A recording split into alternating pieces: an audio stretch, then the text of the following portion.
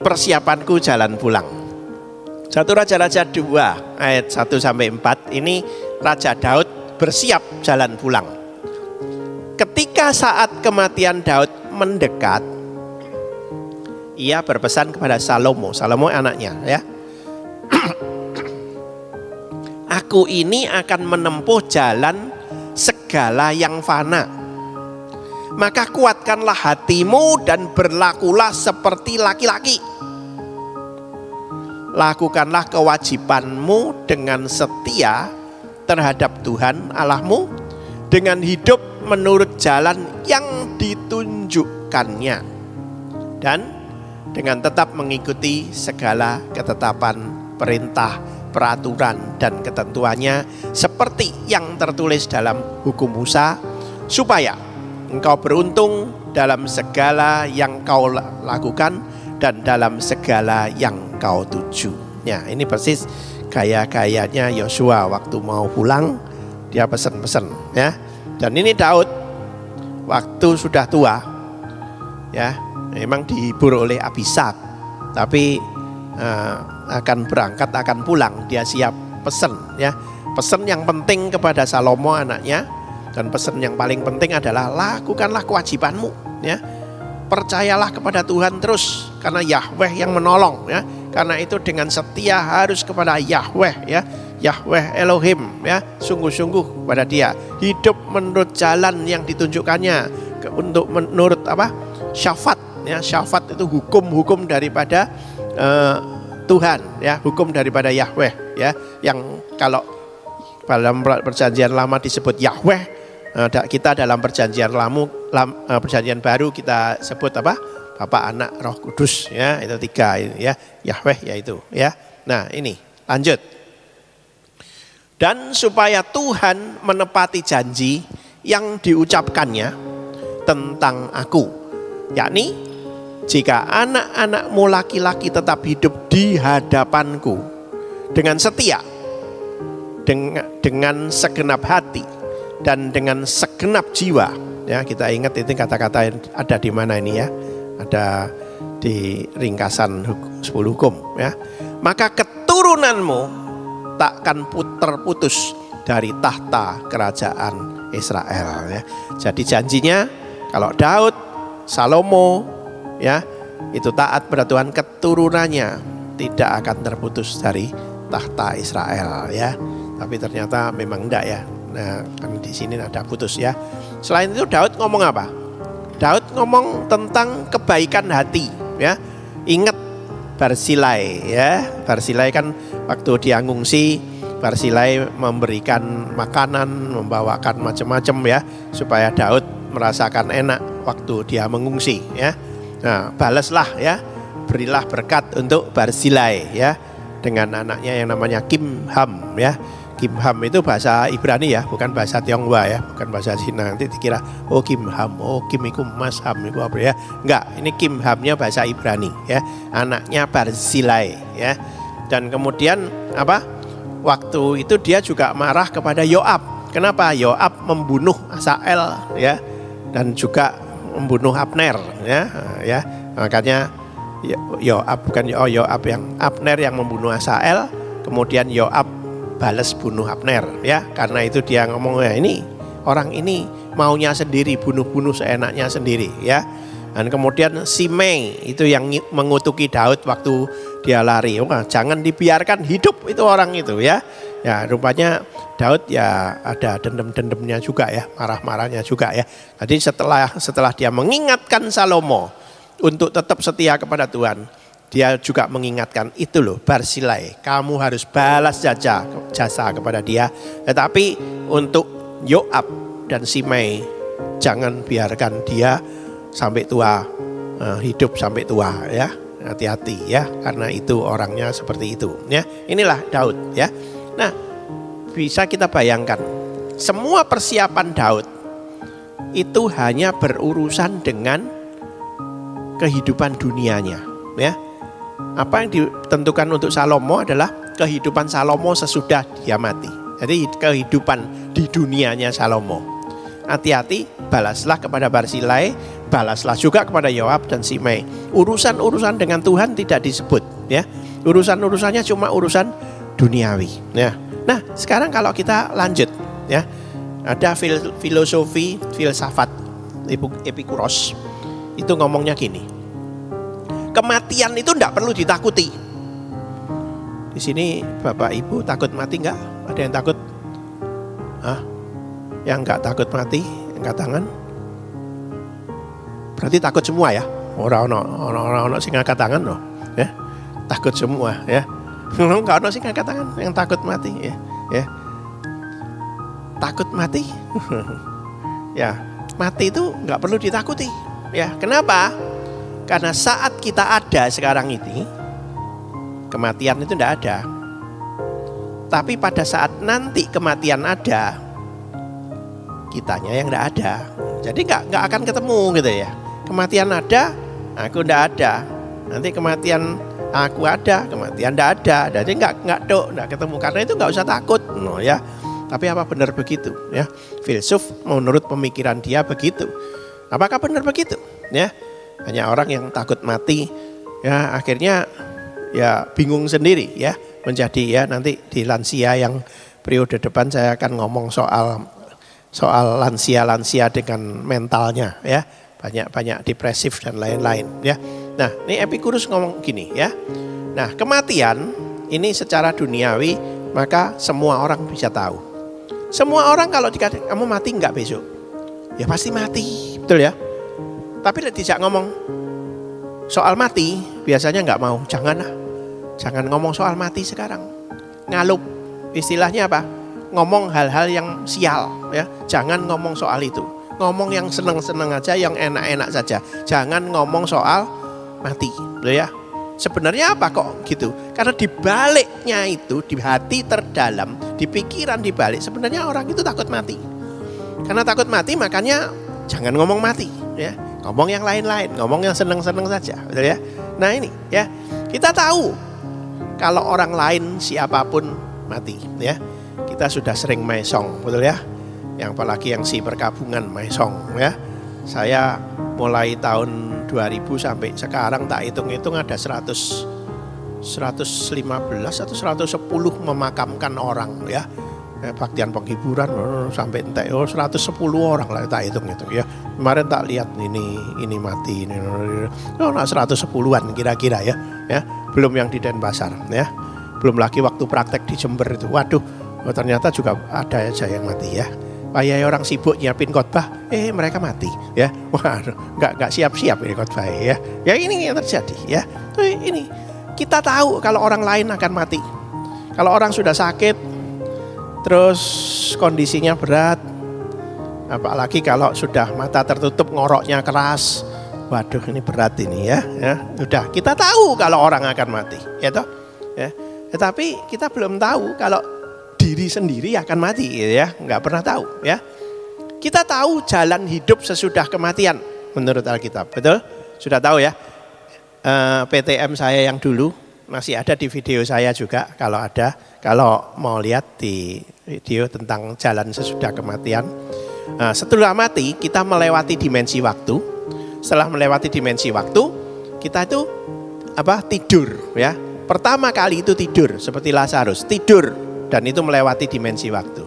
Setelah itu dibangkitkan.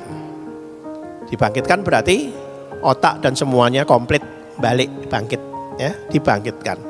Jadi nanti kalau merasakan penderitaan ya butuh, merasakan kesenangan ya butuh, dibangkitkan. Setelah dibangkitkan dihakimi. Dihakimi itu artinya dipisah antara domba dan kambing, ya. Antara yang bakal masuk ke sana dan masuk ke sana, ya. Dihakimi. Kemudian setelah dihakimi, yang bakal masuk ke sana akan tinggal bersama-sama dengan Allah. Ya, di tempatku banyak tempat tinggal. Wah, itu yang ya, di tempatku banyak tempat tinggal. Aku datang, aku pulang, aku akan balik menjemput kamu ke tempatku. Itu Yohanes 14, ya. Dan setelah bersama Allah, kita melayani Allah sampai selama-lamanya. Ya, ini tahapannya orang kalau sesudah mati, ya. Ini menurut Alkitab. Nah, kalau orang lain yang mati, kita oke iya ya orang itu. Ya kasihan atau ya memang begitu jalannya. Terus kita coba berpikir, kalau aku bagaimana? Siapnya bagaimana? Kalau aku, ya. Pendapat umum ini, pendapat umum. Hidup itu bermakna, mati itu tidak bermakna. Berarti kita harus berjuang, orang hidup harus berjuang sekuat tenaga untuk tidak mati, ya. Walaupun sudah sakit keras dan lain-lain, berjuang untuk tidak mati. Sebab kalau mati itu tidak bermakna. Kalau hidup itu bermakna. Itu pandangan umum, padahal orang umum memandang ya hidup bermakna untuk yang hidup, ya. Mati tidak bermakna untuk yang hidup. Tapi mati apakah tidak bermakna untuk yang mati, ya, yang berhubungan nanti kebangkitan, ya. Tanda tanya kan, belum tahu, ya. Kemudian apa? Mati itu tidak sadar. Kekekalan itu teori. Tidak ada bukti, ucapan atau kisah dari orang yang pernah mati dan balik dan kemudian ngomong. Ya, ada ya? Enggak ada ya? Orang yang pernah mati dikubur atau pernah mati di mana-manapun, ya. Kemudian bangkit dan ngomong. Oh, setelah mati aku mengalami ini panjang sampai ini, ya. Enggak pernah ngomong, ya. Enggak ada ceritanya ngomong. Kisah-kisah ada, tapi kesaksian hidup daripada seseorang yang sungguh-sungguh enggak ada, ya. Waktu Lazarus dibangkitkan, tidak ada wartawan yang bawa kamera dan bawa HP untuk ngerekam Lazarus selama 4 hari ngapain saja, ya. Tidak ada, ya. Di dalam Alkitab juga tidak dijelaskan apa-apa Lazarus ketemu siapa, ngomong apa sampai dia bangkit ketemu Yesus, tidak dijelaskan, ya. Tidak ada bukti. Dan karena itu Kristen progresif ngomong apa? Tidak ada surga, tidak ada neraka, tidak ada Tuhan, tidak ada keselamatan, tidak ada apa-apa, ya. Ini, ya. Kemudian cara mati beraneka ragam. Banyak orang ngomong, wih yang itu matinya sial, yang itu matinya enak, yang itu matinya ujur dan lain-lain. Tetapi kenyataannya setelah mati apa? Sama saja semua, betul ya? Sama saja. Yang mati kecelakaan ya dikubur ya tidak ada bedanya, ya toh? Ya, kremasi ya tidak ada bedanya. Yang matinya tua banget ya tidak ada bedanya, ya toh? Yang matinya ketawa tidak ada bedanya. Yang matanya mendelik ada ya? Nggak tahu. Biasanya misalnya mendelik di perem-peremno gak iso-iso, ya. Ya tidak ada bedanya, ya. Kok nggak ada bedanya? Cara mati beraneka ragam, termasuk yang bunuh diri, ya. Tapi setelah itu ya sama-sama aja. Faktanya setelah mati semua tubuh itu hancur, betul ya? Termasuk yang dibiarkan tidak dimasuk no peti, tidak masuk, ya tetap hancur, ya. Tahu yang di Trunyan, siapa yang pernah ke Trunyan? Di Trunyan itu mayat akan ditaruh di pohon gitu, trek, ya sudah, itu sampai selesai, ya. Memang dia bertahan, tidak bau, tapi hancur, ya, terus hancur, ya, tetap hancur. Semua mayat akan hancur, dimanapun akan hancur, ya. Apalagi kalau naik pesawat meledak di atas, hancur duluan sebelum dihancurin tanah, sudah hancur duluan, ya. Ya, semua tubuh sama saja, orang jahat, orang baik, orang pinter, orang bodoh, orang nol, sama semua kalau sudah itu, ya. Orang yang khawatir mati, ya, menjaga diri untuk tetap hidup mati-matian, ya. Kita termasuk ini, ya. Ya, menjaga diri tetap hidup mati-matian. Ojo sampai mati, ya toh? Ojo sampai mati. Ya. Apapun yang terjadi ojo sampai, ya. Harus hidup, ya. Nah, ini ya. Banyak orang berpikirnya, ya, karena apa? Kalau mati itu tidak berguna, ya. Lanjut urusan-urusan duniawi, ya. Kalau mau mati, pikirno surat kuasa, pikirno apa? Surat wasiat, ya. Yang mau mati eling ya, cepat-cepat buat surat gitu, ya. Surat wasiat, mengatur keuangan untuk anak-anak, ya. Biaya-biaya kematian, permintaan teknis dan lain-lain, sambutan kalau bisa jauh sebelum mati kita sudah membuat sambutannya. Nanti pas mati suruh siapa yang bacain, ya. Ini cecenya ibu yang di rumah waktu mati itu sudah buat sambutan. Ya, waktu dibaca ya nangis semua. Loh, kok ya udah siap ya? Wah, itu sudah siap. Jadi sambutan untuk mati itu sudah waktu mati di pemakaman itu dibacain, ya toh. Ini tulisannya sih mati ya. Nah, ya. Jadi kalau punya duit dicelengi bukan buat macam-macam, ya toh. Kalau kita merasa, oh tahun depan saya akan mati, misalnya, saya merasa tahun depan akan mati, ya siap-siap, celengi, ya nyelengi, tidak usah nyelengi untuk retreat KW, ya toh. Lek nyelengi untuk retreat KW, pas berangkat KW pas mati kok buat apa, ya toh. Lek merasa mau mati tahun depan, gitu loh ya. Nah, celengi buat apa? Kasih ini buat beli tanah, buat beli peti, buat supaya enggak memberatkan orang lain. Itu kalau merasa tahun depan mati loh ya. Kalau enggak merasa ya jangan. Ya. Kalau merasa ya mbo ya. Ya itu ya. Bayar utang-utang, minta maaf dan memaafkan. Katanya supaya pergi pulangnya dengan lega. Apakah betul? Ini semuanya adalah orang-orang yang di dunia, orang-orang yang hidup mikirnya begini. Tetapi coba sebagai orang-orang Kristen, sebagai orang-orang rohani yang dirinya sendiri mau mati, ya, dirinya sendiri pasti akan mati, betul? Tidak ada yang tidak mati, ya, tidak mati. Semua pasti akan mati.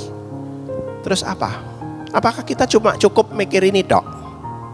Oh surat kuasa, oh ini, oh itu, ini. Ya, nanti beli kembang ya apa? Ya nanti petini aku minta yang ini. Apakah mikir itu tok? Ya, enggak.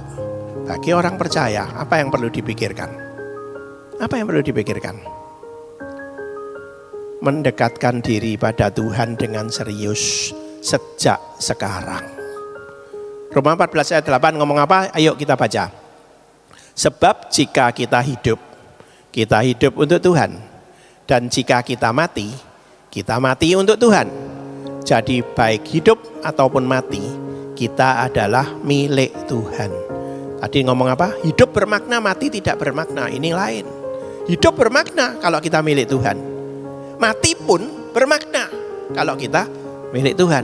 Karena begitu kita mati, roh kita sampai kita dibangkitkan, kita milik Tuhan. Dan kita nanti tinggal bersama-sama dengan Tuhan. Ya, mendekatkan diri kepada Tuhan sejak saat ini, tidak nunggu merasa akan mati. Ya, aduh rasanya aku mati tahun depan.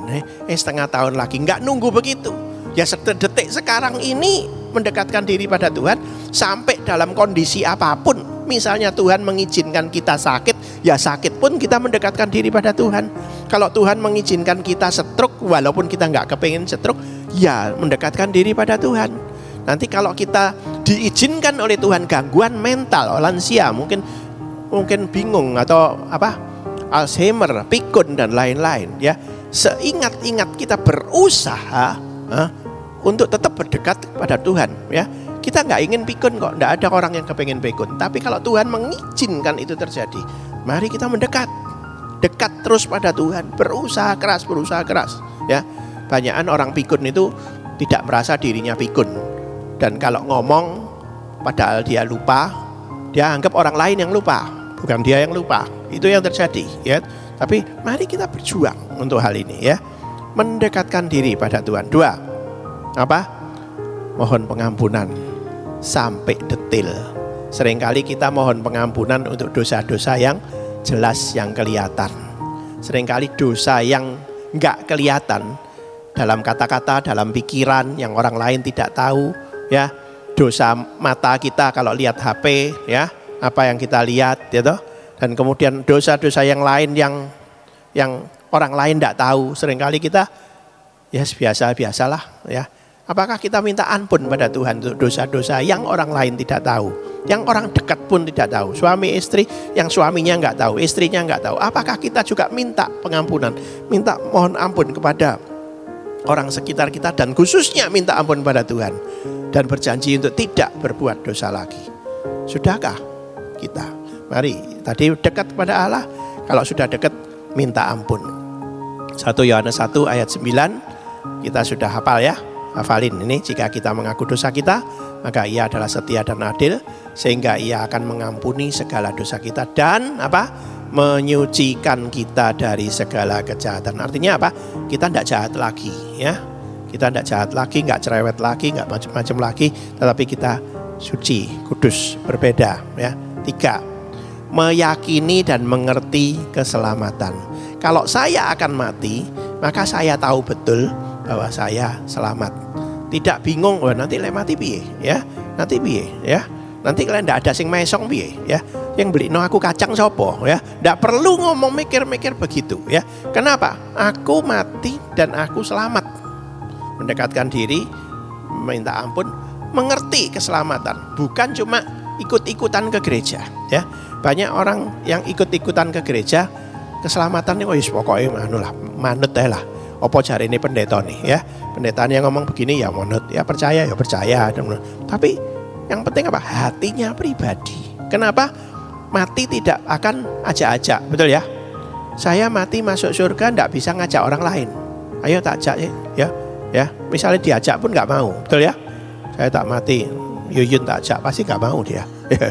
Oh kok enak, lapo ya nggak mau, ya pasti nggak mau ya. Pribadi.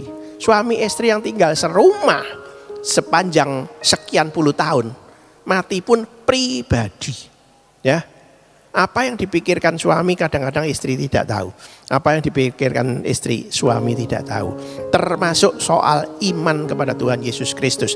Seringkali suami tidak tahu dan istri juga tidak tahu. Ketahuannya apa? Nanti. Percaya betul enggak soal keselamatan? Yohanes 3 ayat 16 kita sudah tahu betul, ya. Supaya setiap orang yang percaya kepadanya tidak binasa, ya. Ayat-ayat ini hafalin, ya, karena kita nanti akan bersiap mendekatkan diri pada Allah. Roma 14 ayat 8, ya. Pengampunan 1 Yohanes 1 ayat 9, ya. Keselamatan Yohanes 3 ayat 16, ya. Ya. Kemudian 4 pesan rohani.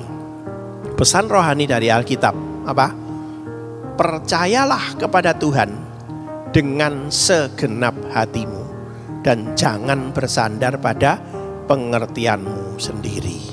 Akuilah Dia dalam segala lakumu, maka Ia akan meluruskan jalanmu, ya, di bawahnya ini kan, ya.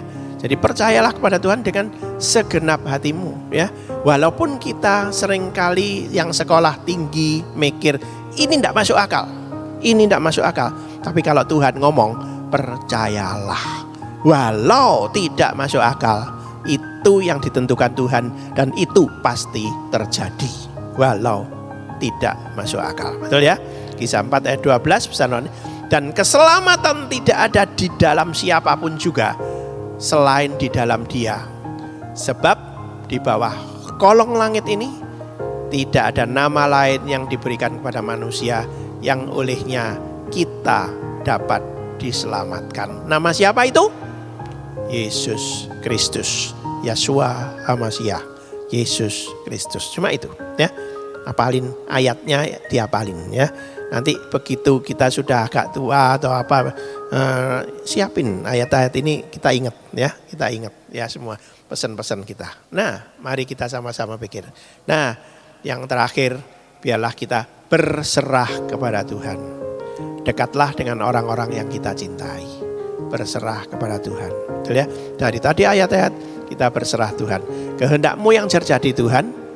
Saya tidak ingin ini, saya tidak ingin itu, tapi kehendakmu yang jadi. Petrus kepinginnya apa? Kepinginnya jadi orang penting terus. Tetapi Tuhan ngomong apa? Satu saat nanti orang akan mengikat tanganmu dan menarik, ya. Dan akhirnya dia harus mati dengan salib yang terbalik, ya. Apakah Petrus mau disalib? Saya yakin Petrus nggak mau disalib. Yesus mau disalib aja dia menyangkal kok. Sampai diulangi lagi, ya, diulangi lagi urusan rehabilitasi cinta Petrus kepada Yesus, ya, di kitab Yohanes 21, ya. Nanti saya disongkot cerita itu kalau nggak salah, ya. Nah ini hati-hati, ya.